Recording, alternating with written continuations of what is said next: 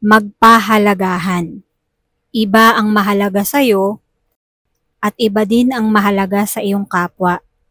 Ang sabi sa Psalm 103 verse 13 to 14, kung paano nahahabag ang ama sa anak niya, gayon siya nahahabag sa may takot sa kanya.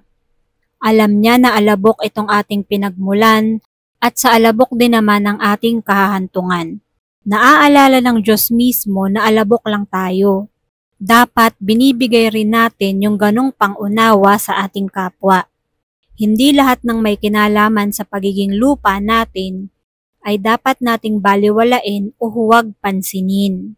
The urgency, validity, and importance of a need should be measured from the point of view of the needy. Dapat dun sa nangangailangan yung point of view niya, hindi nung helper. Pag mahalaga sa iba, kahit hindi mahalaga sa'yo, mahalaga yon. Mga husband, mahalaga sa iyong wife na naaalala mo ang inyong wedding anniversary. Nakakalimutan mo minsan kasi ang mahalaga sa iyo ay nagbibigay ka naman ng iyong sweldo. Ang mahalaga naman sa iyong asawang babae ay yung anniversary ninyo. Kaya sikapin mong pahalagahan. Sa mga asawang babae naman, hindi mahalaga sa husband mo na lagi kang naka-makeup. Yun lang presentable ka at bigyan mo siya ng oras, masaya na siya doon. O kaya naman, mahalaga sa kanya na walang manggas ang iyong damit o edi mag-long sleeve ka.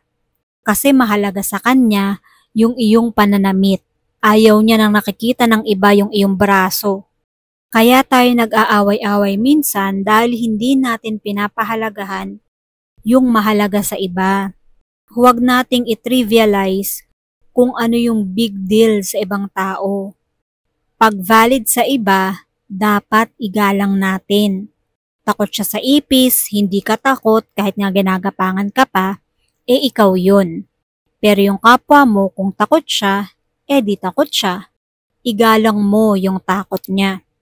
Kung okay lang sa'yo na lumabas ng bagong gising or walang ayos, pero sa kapwa mo mahalaga na kahit paano nakapag-ayos siya, nakapag-tint siya ng kanyang mukha, may kilay siya at may lip tint, igalang mo yun.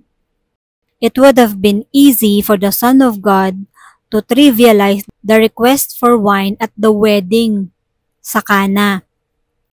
But Jesus didn't. Kung naaalala nyo yung kasal na pinuntahan ni Jesus, naubusan ng alak.